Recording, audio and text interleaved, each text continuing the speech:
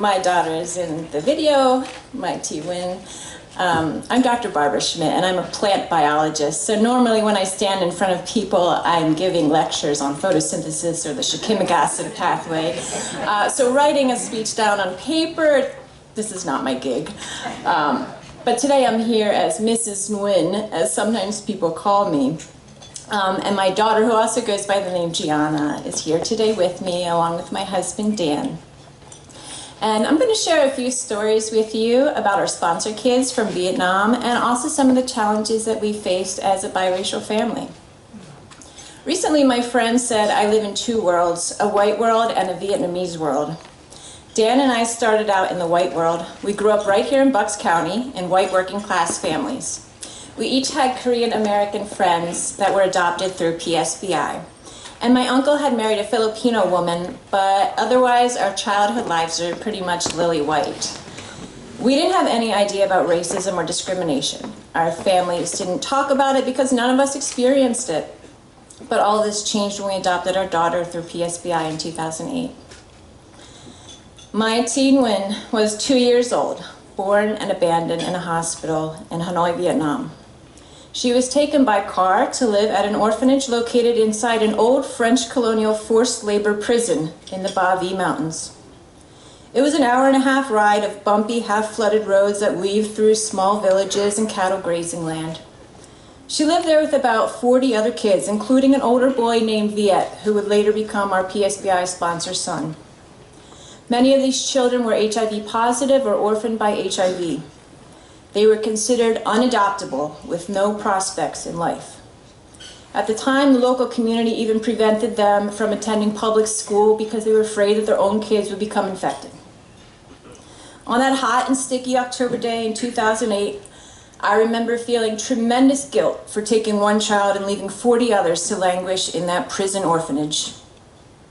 But over the years, we've helped these children left behind through child sponsorship and by supporting PSBI projects, like providing new bicycles for the kids to ride to school and purchasing a copy shop for employment for the older kids. On our most recent trip to Vietnam, we visited Viet, our sponsor son, working at the copy shop. It also doubles as an indoor playground and convenience store. So although nobody came in for copies at the time, Viet was kept very busy throwing balls back into the ball pit and handing out ice cream to a number of happy customers. We had two other PSBI sponsor kids in Vietnam, Hoong and Hoa. We encouraged Hoong to go to culinary school, and now she works at an airport restaurant.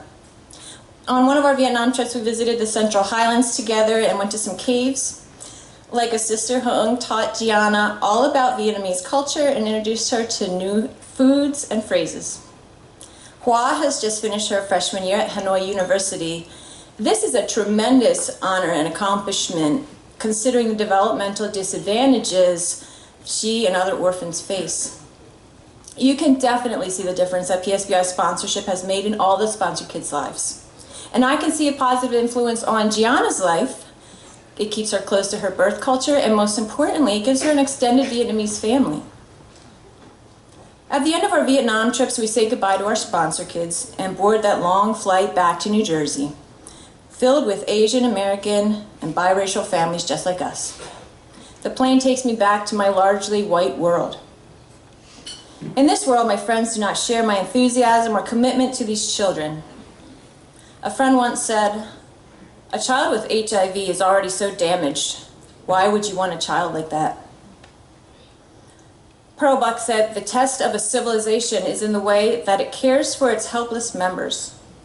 What does it say about us as Americans if we cannot find love in our hearts for children orphaned by HIV? Now, I could stand here and share numerous stories of when people stuck their foot in their mouth with racist comments about our family, or told racist jokes about Asians, or perpetuated harmful stereotypes. I could relate racist remarks from the schoolyard bullies or the teachers at school. But this isn't a 45-minute lecture, so I'll just tell you a few that hurt me the most and illustrate the depth of the issue. When we moved to Frankfurt, Germany after adopting Mai, we got our first taste of systemic racism. At first, they refused our residency application because our daughter's last name is Nguyen. We were excluded from a number of private preschools because, as one of the headmistresses told me, Vietnamese girls grow up to be housekeepers, manicurists, or prostitutes, and just weren't the right fit for their school. I was shocked to hear this said out loud. "We're Americans," I told them. They said, "You're an American, but she's not." I was thankful that it was raining on that day so that they didn't have the satisfaction of seeing the tears fall down my face as we walked away. I had to be strong for this little girl from Hanoi. She means everything to me, and she was counting on me to give her a good life. So we kept a stiff upper lip, didn't we? And we found a school. We've experienced our fair share of racism in the US too. Our friends and family in the white world thought we were entitled to only the very best. In their minds, this was a white infant. The white baby comment started when we announced our intentions to adopt from Vietnam. Why not adopt a white baby domestically, or how about from Russia? Even today, still people ask, why didn't you adopt a white baby? She's 12 years old now, by the way. Our extended family sometimes treats Gianna different than the other white cousins. It's subtle, and the racism just remains beneath the surface. But one incident sticks out in my mind as particularly hurtful. A while ago, I was talking to a close family member about the pending deportation of an Indonesian father from Gianna's school. I empathized with this family. I said how terrible it would be if someday Gianna was deported to Vietnam. They told me, "Don't worry. You're a good mother. If this happens, I'm sure you'll visit her as often as you can." Those words, they may as well stab me with a knife. Even our family doesn't get it. Gianna is 100% my daughter. I love her more than anything. I would go to the ends of the earth for her and leave this white world behind. I felt like a failure. I try to bridge my two worlds like Pearl S. Buck, but sometimes the ravine is just too wide. I fall short of my own aspirations to stand up to racism and bring people together. I so often walk away thinking I should have said something else or done something more. I wish I could shield my daughter from racism and make my family love her the way I do, to confront the schoolyard bullies and adults with anti-Asian bias.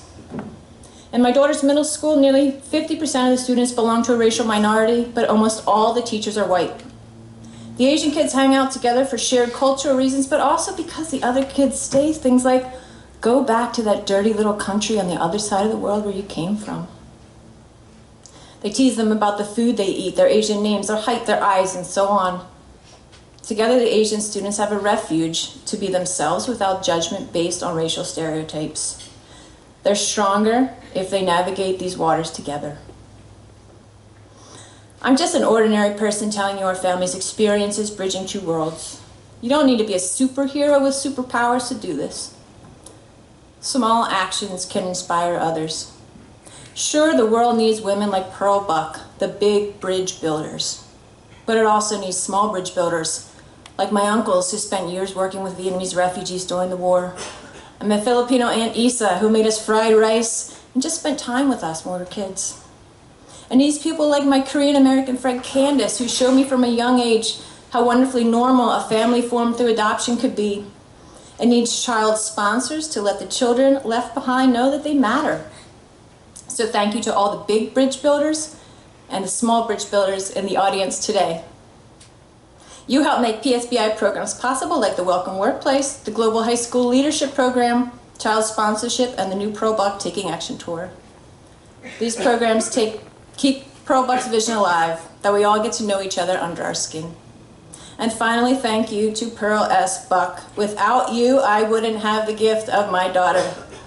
I work to honor your legacy every day. Thank you.